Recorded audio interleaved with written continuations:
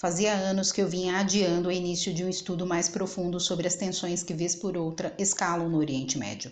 Quando comecei a traduzir Red Horizons de Yomi Haipachepa e fui descobrindo como os comunistas apoiaram ditaduras nos países árabes e facilitaram o terrorismo de grupos como a OLP e a FNLP, senti que parte da minha curiosidade estava se satisfazendo por outros meios e acabei me contentando com um pequeno recorte do altamente complexo quadro.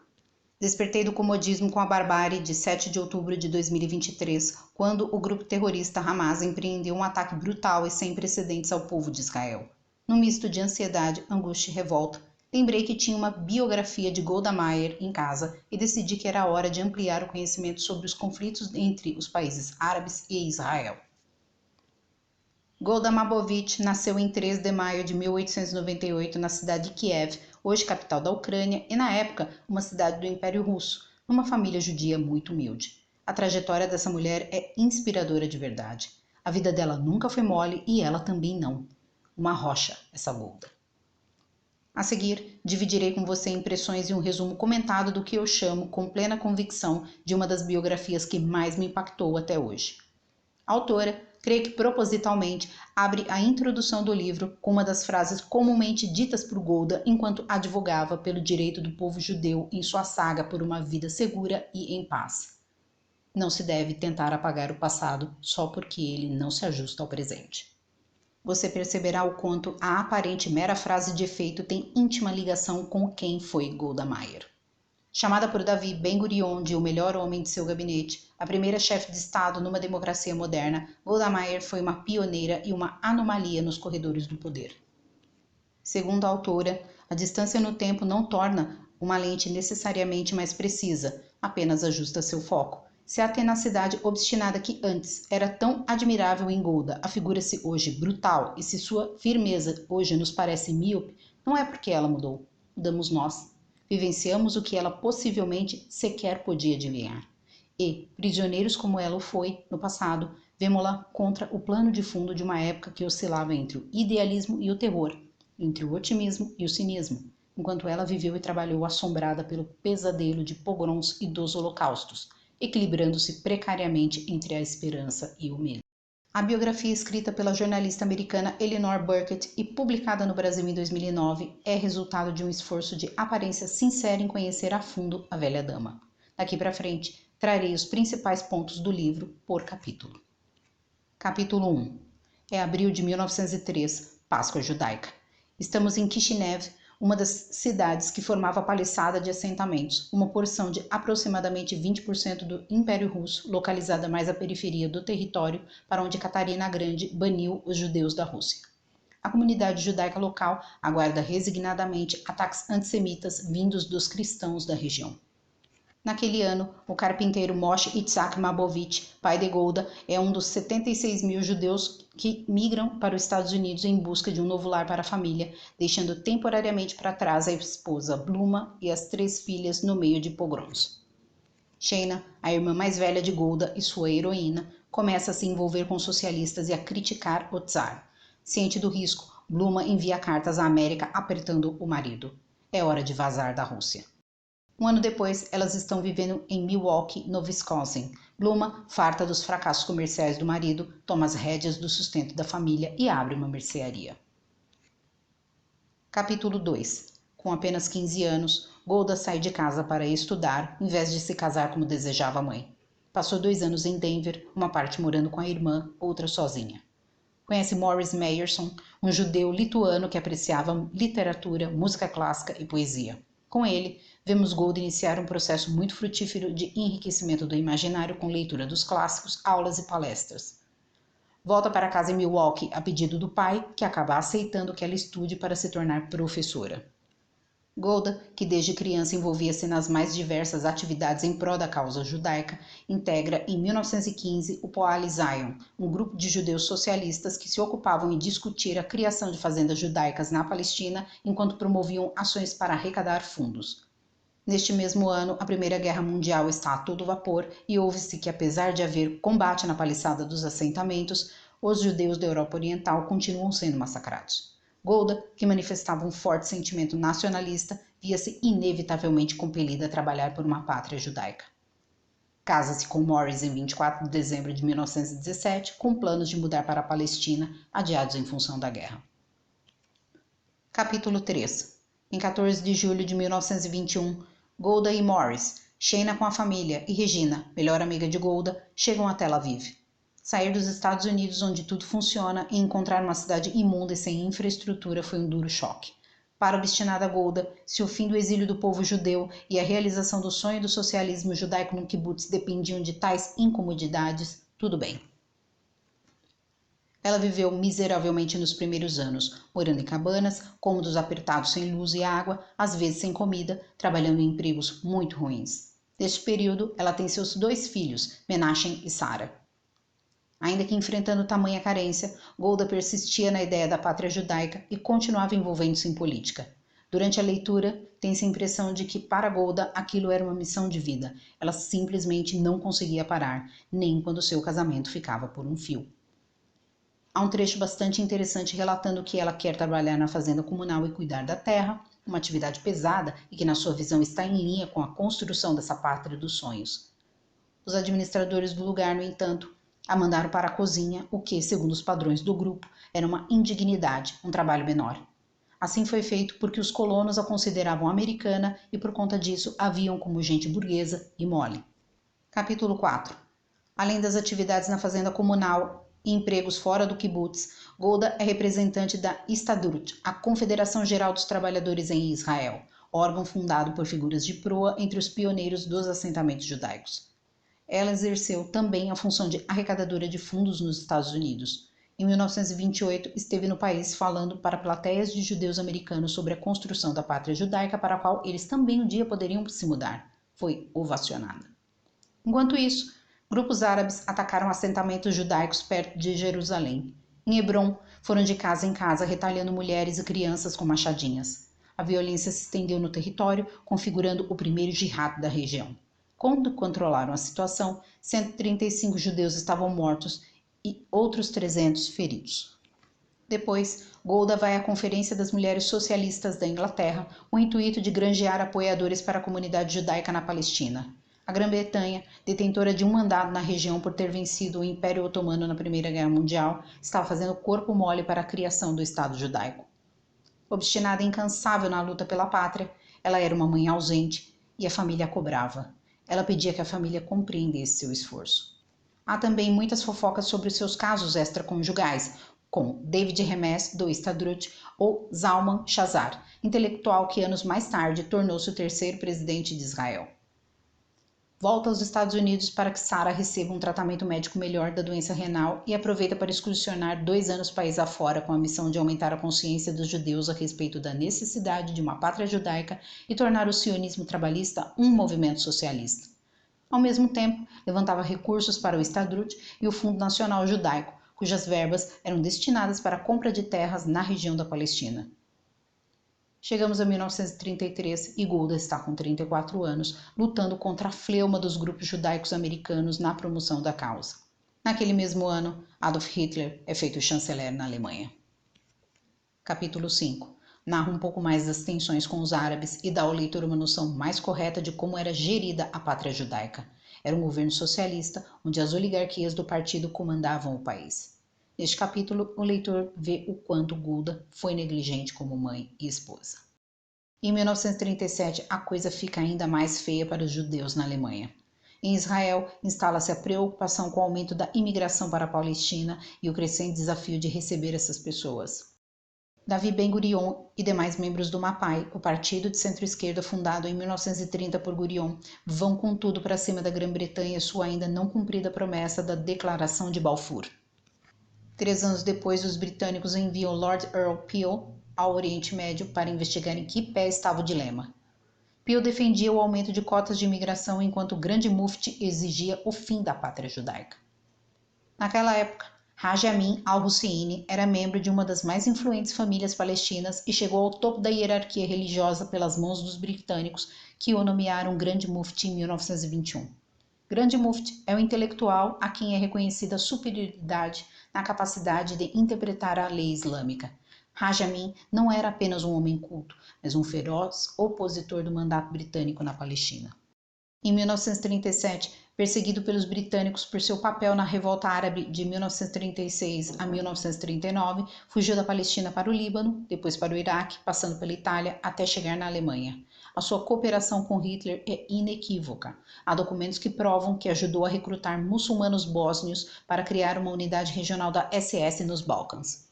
O professor Reginald Copeland, que fazia parte da delegação de Peel, perguntou ao grande mufti o que fazer com os 400 mil judeus que estavam na Palestina caso fosse criado um Estado árabe. Raj respondeu que teriam de ser expulsos. A comissão de Peel publicou um relatório no fim de julho de 1937 informando que a coexistência não era uma opção. Aspas.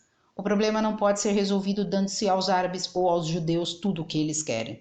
A resposta à questão de qual deles deve governar a Palestina deve ser nenhum. A partilha nos oferece uma chance de paz final. Nenhum outro plano poderá fazê-lo. Fecha aspas. Hoje sabemos que não poderia estar mais enganado. Peel então propôs a criação de uma pátria judaica num pedaço da Palestina. Ben-Gurion estava radiante.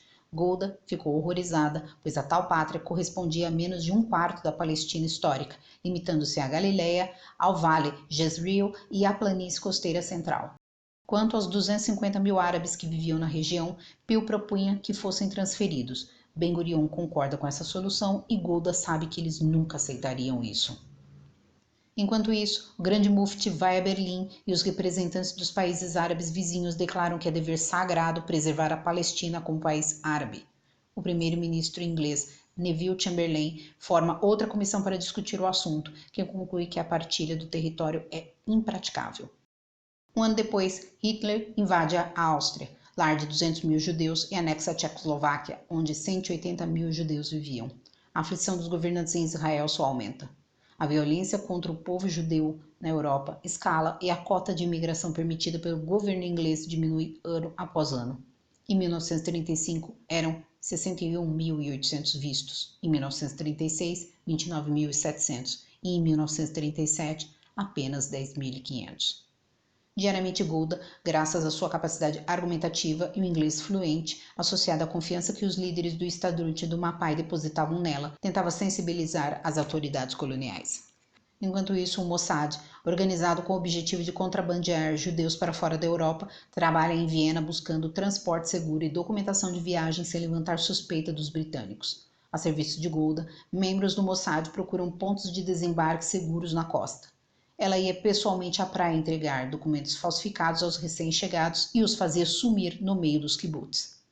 Ben-Gurion se opunha às atividades do Mossad. Para ele, alguns imigrantes clandestinos representavam um risco muito grande de abalar as relações com os britânicos e ficar à mercê dos árabes.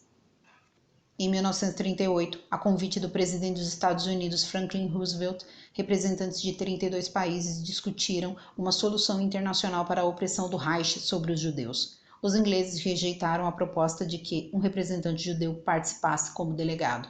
Assim, Golda presenciou os debates na condição de observadora e por 9 dias teve de ouvir calada justificativas das mais mesquinhas e estapafúrdias face à gravidade e urgência do tema. A reunião, segundo o jornal New York Times, mais parecia um jogo de pôquer com apostas altas. Mais de 500 mil judeus viviam sob as botas de Hitler e especialistas afirmavam que levaria pelo menos 4 anos para removê-los. Nada se falou pelos 4 milhões de judeus na Polônia, muito menos dos outros 6 milhões que viviam a leste, oeste e norte da Suíça. Golda, indignado, abordava os delegados nos intervalos perguntando a cada um por que tratavam vidas humanas como números. Em maio de 1939, Neville Chamberlain preparava-se para publicar seu último livro branco, onde estabeleceria as condições para a imigração judaica e a criação de um Estado independente, o que para ele constituiria uma solução para as 2 décadas de luta na Palestina. O livro branco definia que a imigração judaica seria completada quando atingisse 75 mil indivíduos ao longo de 5 anos, proibindo a aquisição de propriedades por judeus de fora de uma estreita faixa de território. Em 10 anos, o governo britânico permitiria a criação de um Estado independente na Palestina, frisando que não autorizaria um Estado judaico. Esta política violava um acordo firmado na Liga das Nações, mas para azar do povo judeu, a Liga estava morrendo. A esquerda inglesa acusava o governo de agradar os árabes. A imigração judaica na Palestina está num mato sem cachorro e, para piorar, Hitler tinha acabado de invadir a Polônia. Golda, Ben-Gurion e os outros líderes viam-se diante de um dilema. Ajudar os ingleses a combater os nazistas na esperança de que depois cuidariam da pátria judaica ou continuar trazendo imigrantes ilegalmente para os assentamentos judaicos? Ben-Gurion decidiu que faria as duas coisas, o que para Golda era um grande problema. Como convencer os judeus a lutarem na guerra com os ingleses cujos diplomatas os vinham enrolando? Mas os ingleses acabaram aceitando a ajuda com uma condição: para cada soldado judeu, um árabe. Os árabes, por sua vez, já tinham fechado com os nazistas. Enquanto isso, os ingleses começaram a interceptar navios na costa israelense com imigrantes ilegais para deportá-los. No restante do capítulo, acompanhamos os esforços incansáveis para retirar judeus da Europa durante a Segunda Guerra Mundial, quando se vê o tamanho do sacrifício e o pouco que conseguiam. Uma sensação terrível, uma mistura de raiva e revolta. Capítulo 7. A Segunda Guerra Mundial chega ao fim e os líderes judeus na Palestina acreditavam que o Holocausto sensibilizaria a administração colonial inglesa a autorizar a imigração dos judeus europeus resgatados dos campos de extermínio. Americanos e ingleses formam uma comissão para discutir o assunto. Harry Truman, o presidente americano de então, demonstrava fortes preocupações com a comunidade judaica. Já os ingleses ainda tinham seus acordos com os árabes e não podiam ceder a uma imigração em massa. A diáspora judaica enfurece e grupos extremistas como o Etzel recorrem ao terrorismo, escalando de explosões de guarnições policiais ao absurdo atentado à bomba no King David Hotel, onde as autoridades inglesas estavam instaladas, matando 91 funcionários do governo inglês e deixando centenas de feridos. É uma situação muito difícil para a linha de frente na representação dos interesses judeus, que por fim precisa recuar. Em dezembro de 1946, acontece na Suíça o 22º Congresso Sionista e pela primeira vez perguntam diretamente aos judeus a forma e o tamanho exatos da pátria judaica desejada. A confusão instala-se e o primeiro-ministro inglês Clement Attlee anuncia em fevereiro de 1947 que submeteria a questão da Palestina à recém-criada ONU. Capítulo 8. Aborda a reação dos países árabes frente à decisão favorável da ONU de criação do Estado de Israel e o papel fundamental de Golda no levantamento de fundos junto aos judeus americanos para conseguir comprar armas para a defesa judaica. Vemos ainda a apreensão do povo judeu assentado após o fim do mandato britânico na região, que se daria em 14 de maio de 1948, e a decisão do Conselho Nacional Judaico de realizar a cerimônia de declaração de independência na mesma data. Capítulo 9. Em resposta à decisão da ONU, 5 países árabes vizinhos atacam Israel, um conflito conhecido como a Primeira Guerra Árabe-Israelense. Cabe a Golda voltar aos Estados Unidos para levantar os fundos necessários para a compra de armas, tanques e aviões em nível ao dos inimigos, enquanto o governo corria para organizar a defesa da população e do território, alojando os kibbutzim desabrigados em decorrência dos ataques ao mesmo tempo em que recebia levas de judeus vindos da Europa. Prestes a voltar a Israel, Golda sofre um acidente de carro e precisa ser internada, criando um enorme desconforto para Ben-Gurion com a União Soviética, uma vez que ele já havia prometido que Golda seria sua embaixadora em Moscou e os soviéticos a queriam por lá o mais rápido possível para que pudessem fincar sua bandeira diplomática em Israel antes dos americanos, apesar dos 30 anos apoiando os árabes na região. O interesse maior ali era livrar o Oriente Médio da influência das potências ocidentais. Mas havia outras questões em jogo. A União Soviética, além de ter apoiado na ONU a criação de um Estado judaico independente, foi o segundo a reconhecer Israel enquanto Estado independente e mais, dispôs-se a vender armas para os judeus via Iugoslávia e Tchecoslováquia, seus países satélites, enquanto o governo americano mantinha toda a região sob embargo. Golda, que era russa de nascimento e tinha viva na memória a fome e a violência dos pogroms, bem sabia o que era o comunismo soviético. Para ela, como socialista, a União Soviética era um túmulo dos sonhos de justiça, igualdade e liberdade. Como a política e a necessidade se impuseram, ela vai a contragosto. A missão diplomática em Moscou era uma droga. Espionada pela polícia secreta soviética, sem recursos para necessidades básicas de sua equipe e tendo de pisar em ovos para representar uma nova nação em missão no país falido, Golda não se viu útil na Rússia enquanto, na pátria judaica, estão conseguindo repelir os vizinhos árabes, o que ela gostaria de testemunhar e celebrar. Mas a Rússia é lar de 3 milhões de judeus e ela quer abrir as portas para a imigração. O problema é que a União Soviética é uma ditadura e, para eles, curiosamente, só existia problema de imigração judaica no bloco capitalista. Sob Stalin, nenhum judeu russo tem coragem de pedir a Golda para partir. e suas tentativas de se aproximar do povo são barradas. Quando pediu autorização ao Ministério das Relações Exteriores para publicar boletins sobre Israel voltados à comunidade judaica, recebeu a ordem de parar com a propaganda ilegal. Golda vai a uma recepção promovida pelo governo para celebrar o 31º aniversário da Revolução Russa. Lá, Polina, esposa do ministro das Relações Exteriores Molotov, disse-lhe em Yiddish que devia visitar a sinagoga, sugerindo com isso que ali os judeus se sentiriam seguros de falar com ela. Semanas depois, a pobre mulher foi presa por traição e deportada para o Cazaquistão. 2 semanas mais tarde, Golda volta à sinagoga para participar da celebração do Rosh Hashanah, o Ano Novo Judaico. Intensifica-se a pressão comunista sobre ela. Um jornalista judeu e porta-voz de Stalin publicou um recado intimidatório para ela no jornal Pravda.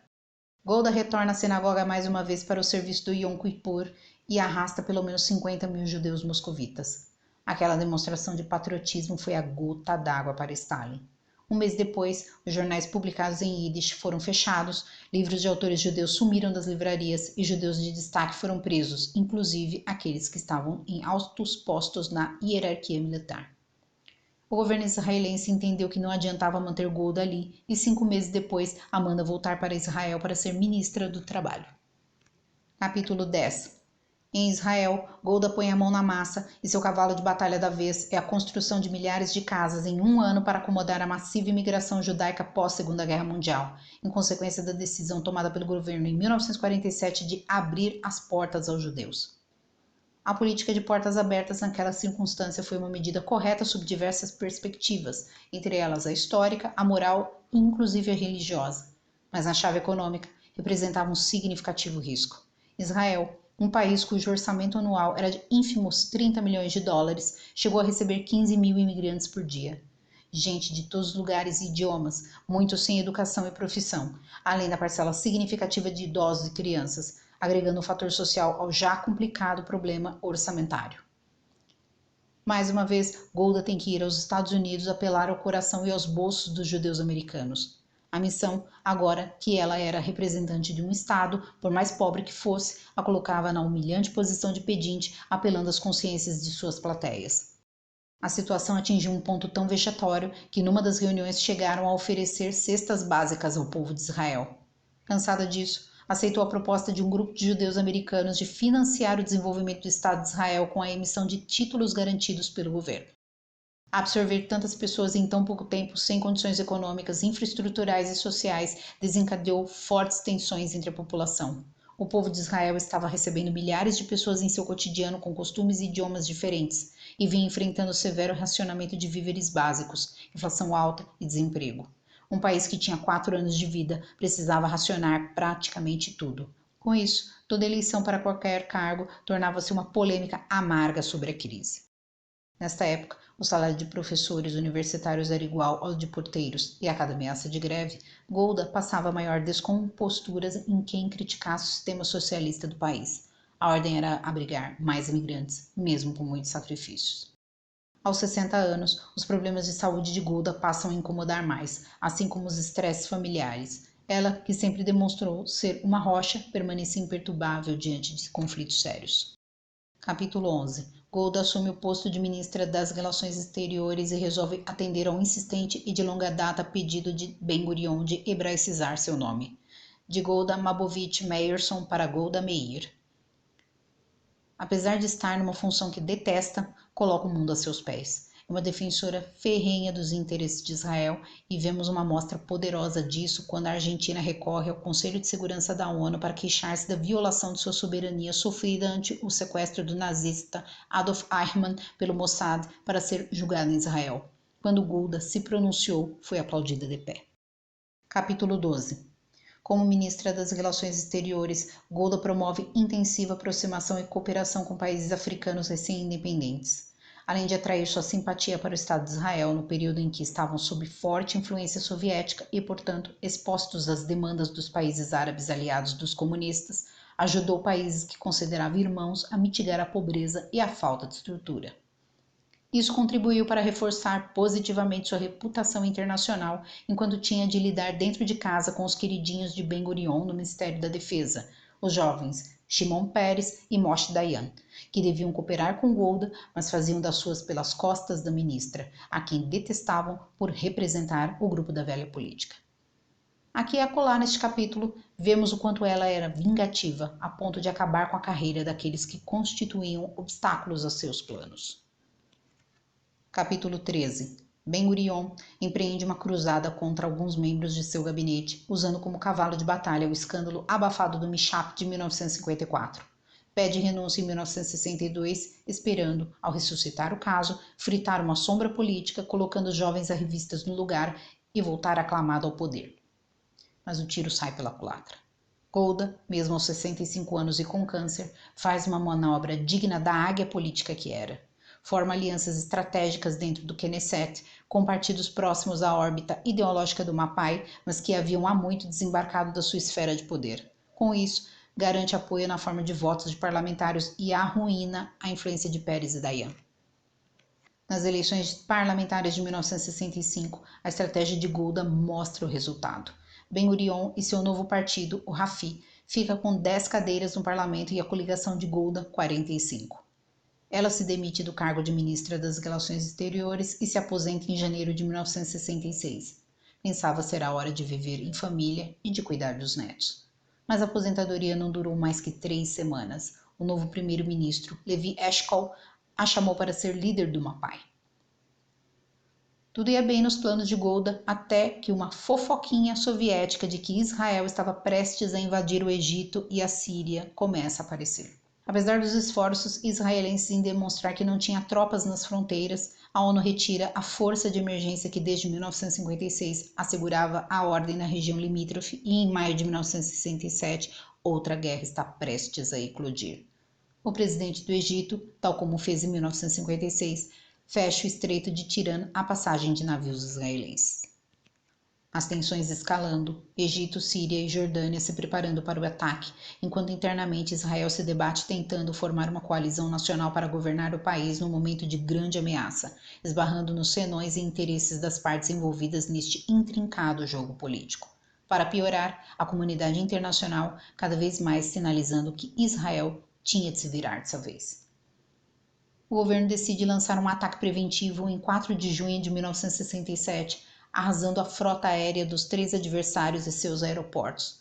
Por terra, o exército tomou as colinas de Golã até a Síria, pondo fim à atuação dos Fedaim, que atormentavam os habitantes dos assentamentos judaicos na planície, além de tomar outra vez dos egípcios o Sinai e Gaza. 3 dias depois, paraquedistas israelenses tomam a cidade velha de Jerusalém.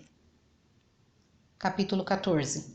Eshkol está velho e doente. A coalizão nacional de partidos formada para dar unidade e estabilidade a Israel durante o período que culminou na Guerra dos 6 Dias está erodindo em virtude de disputas de poder entre Moshe Dayan e Yigal Allon, o preferido de Golda para suceder Eshkol.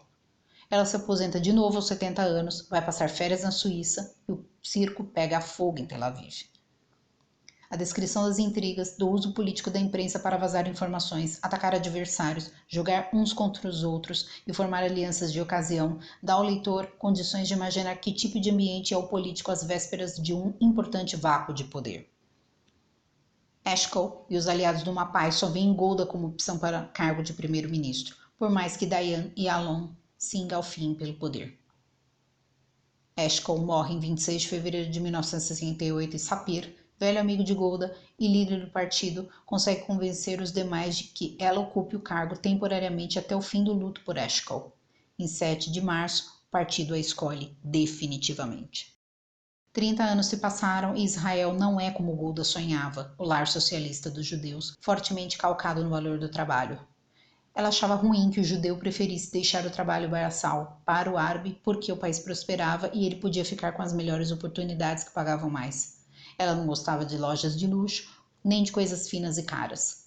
Mas Israel, independente do sonho idealista de Golda, é definitivamente um lar que encerrou os 2000 anos de exílio do seu povo.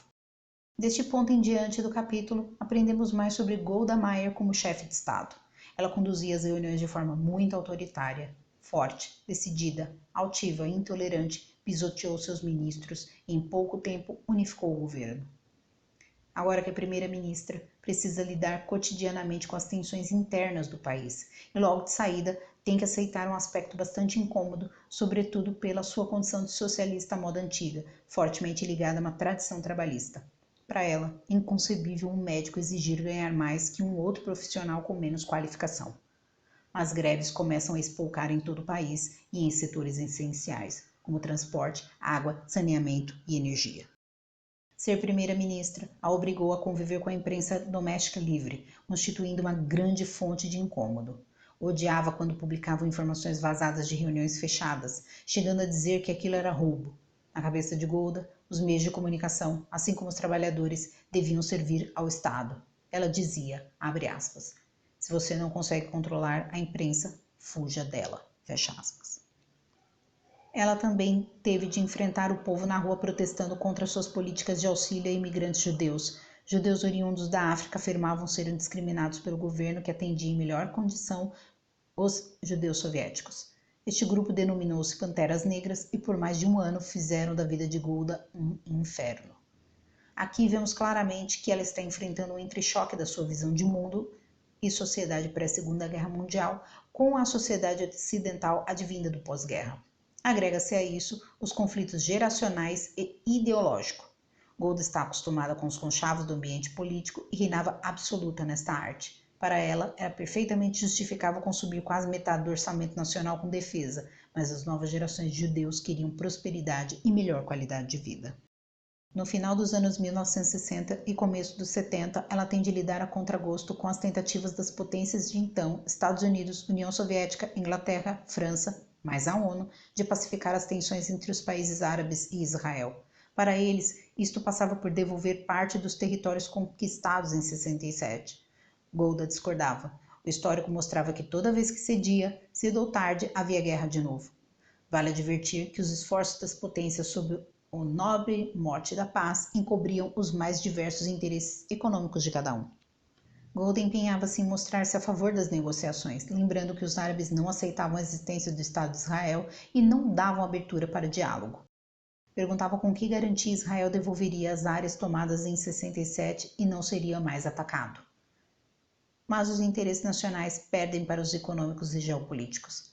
Através do livro, é fascinante observar o jogo de xadrez entre Estados Unidos e União Soviética e seus respectivos aliados, Israel e Egito, com fornecimento de armas, negociação de cessar-fogo e a queda de braço entre o bloco ocidental e oriental. Tão fascinante quanto aberrante é ver a quantidade de olés que a diplomacia e o secretário de Estado americano tomaram dos soviéticos. Uma vergonha ser feito de trouxa tantas vezes. À procura de protagonismo internacional e quem sabe o Nobel da Paz, outros chefes de Estado e grupos regionais se arvoravam no papel de mediadores nas negociações de paz.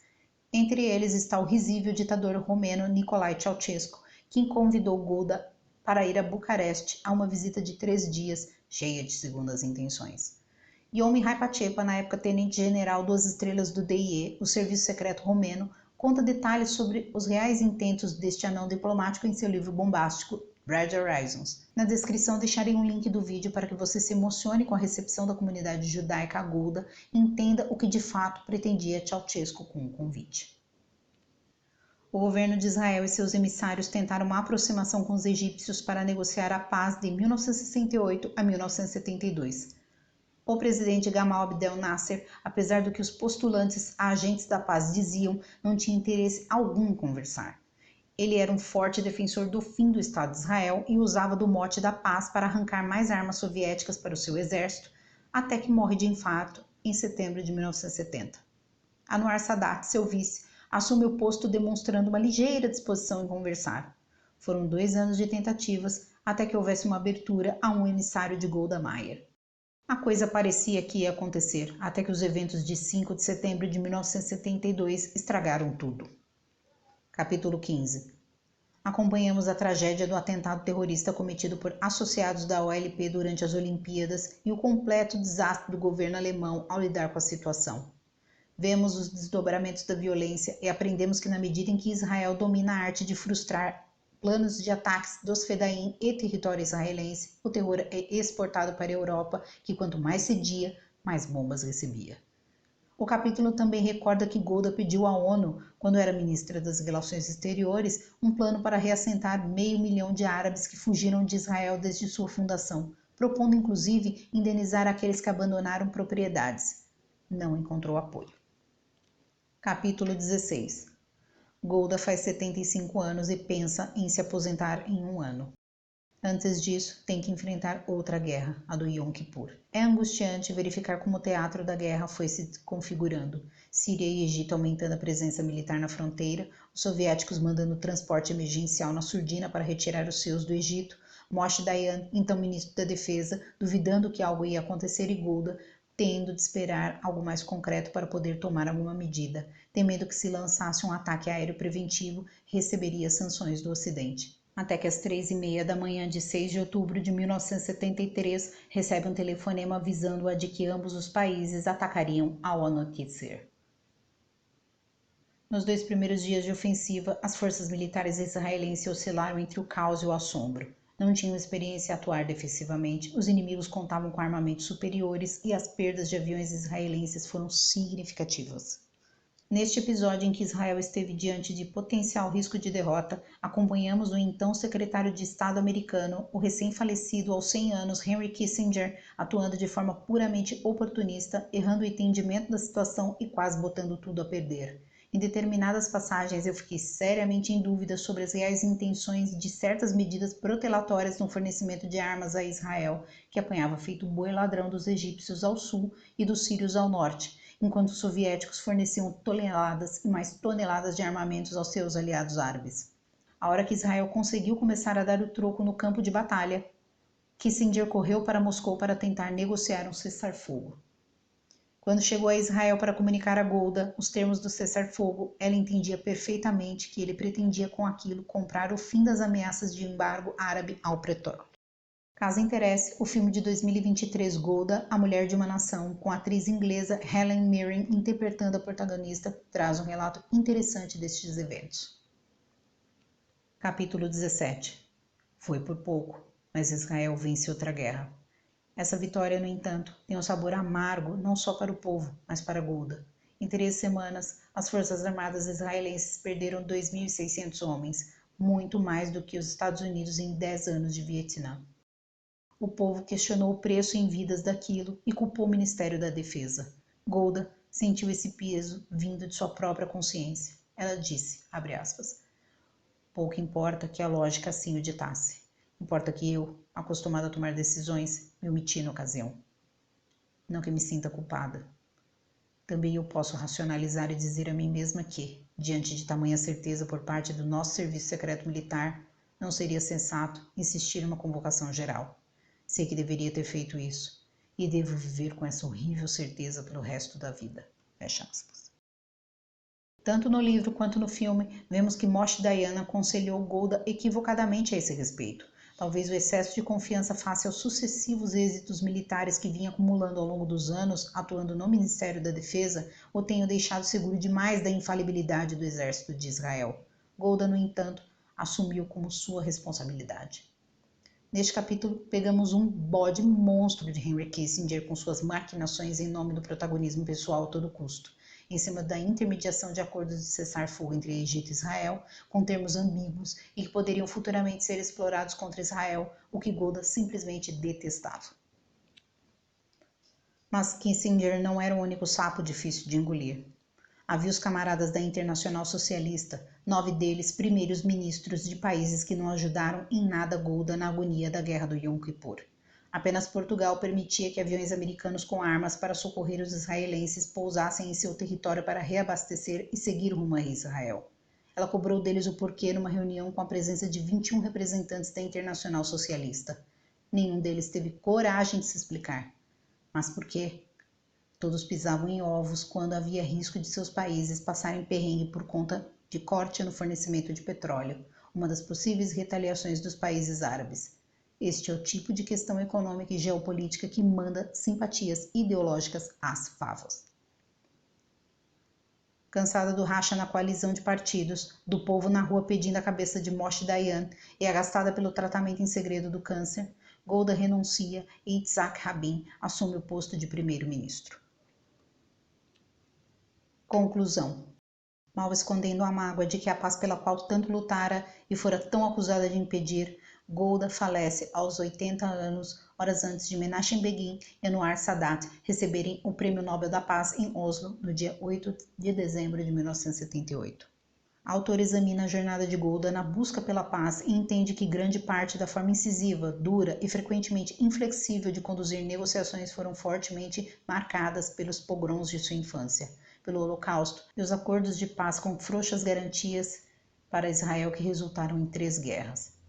Para Elinor, essa Golda profundamente marcada pela impotência dos judeus na Rússia apresentava todos os elementos: coragem, tenacidade, princípios, que tornaram realidade o sonho da pátria judia e o anseio de conduzi-la como um peixe mais astuto num mar dominado por tubarões políticos.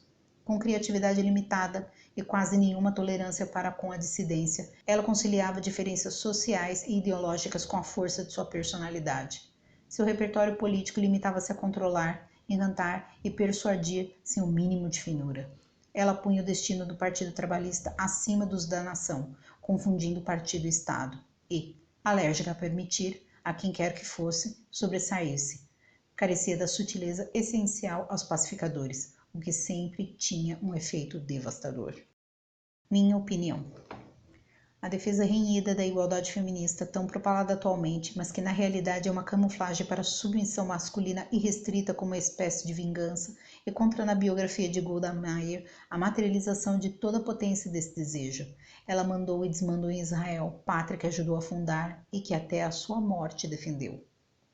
Mas essa posição de enorme poder, prestígio, admiração, desfrutada com mérito já a partir dos anos 1940, ao contrário do que se possa superficialmente imaginar, custou muito a ela, não só por sua personalidade, mas também pela circunstância. Golda Meir fez um aborto, foi uma mãe ausente, uma esposa infiel, manipuladora. Talvez fosse uma peste. Dona de um gênio muito difícil, era rancorosa e vingativa. Ela se fez assim para alcançar o objetivo de uma vida, a pátria de seu povo. Golda podia ser uma senhora idosa e doente, mas foi com notável habilidade política que conduziu as negociações para a fusão na qual depositava suas esperanças, em um Israel dominado pela ideologia trabalhista. Calando quem quer que tentasse detê-la, ignorou os apelos do Rafi por mais uma reforma eleitoral, serenou décadas de rancores e não deu ouvidos aos veteranos do Mapai, que como Eshkol temiam ver o partido tragado pelo Adut. Mais que ideologia, a partilha de postos chaves ou a nova estrutura partidária, Golda se preocupou em abater os egos inflados, endêmicos nas 3 agremiações, e os esmagou com o seu. Mas como ela conseguiu? Ela parece pisando duro, apesar daquele rosto triste e sofrido, marcado pela dor que lhe provocavam as varizes, Deus sabe o que mais, disse um observador. Você corre para ajudá-la a sentar-se. Ela agradece educadamente. No instante seguinte, você está morto. Os anos de forte estresse de sua posição fizeram dela uma mulher doente, enfrentando enxaqueca crônica, problemas cardíacos e, já na velhice, um linfoma. Sua intimidade era um mistério, tinha pouquíssimos amigos, que não hesitariam em destruir caso representasse uma ameaça ao seu bem maior, haja visto o que fez com Ben-Gurion. O Estado de Israel foi a bússola moral de Golda Meir. Ela defendia a igualdade sem privilégio, sem opressão do outro, e vivia isso. Ela andava de ônibus, fazia a própria comida, usava as roupas simplíssimas, morou em casas pequenas e sem qualquer luxo. Quando estava muito estressada ou à espera de alguma notícia importante, lavava a roupa. Na mão! Defendeu o alistamento militar obrigatório para mulheres e enfrentou a fúria dos judeus ortodoxos por isso. Para Golda, os filhos de Israel tinham que defender seu país e essa obrigação era tanto dos homens quanto das mulheres. Quando lhe perguntavam sobre o movimento feminista, Golda era sempre sarcástica e hostil. Dizia que nunca quis ser homem quando o assunto era discriminação da política. E sobre a pauta da libertação da mulher, respondia que as feministas que queimavam sutiãs e saíam por aí desgrenhadas eram umas doidas. Ela apreciava demais a feminilidade tradicional para identificar-se com o feminismo. Para alguns, atualmente soaria bastante paradigmático Golda não fazer uso político da questão. Sua biografia mostra o tamanho do seu senso de realidade. Julgando-se uma pioneira antes judia que feminista, concordava apenas que, para fazer carreira, as mulheres encontravam um pouco mais de dificuldades que os homens pela questão biológica de dar à luz, entendendo que isso não era necessariamente culpa dos homens. Quando emigrou dos Estados Unidos para Israel, trabalhou em assentamentos lavando a terra, na cozinha. Ler sobre esse e outros detalhes acompanhando-a por toda uma vida, nos mais diversos ambientes e situações, desperta uma admiração por tamanha coerência e fidelidade a princípios. A Golda Meir, poderosa, preservava muito dos valores que a jovem e pobre Golda Mabovitch de Milwaukee professava. Por fim, a vida real, grande parte das vezes, é uma jornada sinuosa e tortuosa, que pode nos levar para bem longe dos ideais e sonhos que a motivaram. Nesta caminhada, em algum momento nos damos conta de que a nossa circunstância mudou ou que nós mesmos amadurecemos e não queremos mais o mesmo. E este é o fim de Golda. Lutou obstinadamente pela pátria judaica socialista, igualitária e segura, renunciando a tudo para pretensas realizações que não dependiam somente da sua abnegação. Aferrou-se a essa razão de viver, escolhendo ignorar que a sociedade, o povo que ela representava com teimosia e amor, queria coisas diferentes daqueles pioneiros kibbutzim. Até hoje não havia lido uma biografia cuja personagem central apresentasse tamanha congruência e coerência durante uma vida tão longa, em que às vezes a ocasião e as veleidades nos fazem trair no íntimo os princípios que publicamente defendemos. Foi o que mais me cativou nesta Golda Meir que conheci na biografia escrita por Elinor Burkett. Muito obrigada pela audiência e até o próximo vídeo.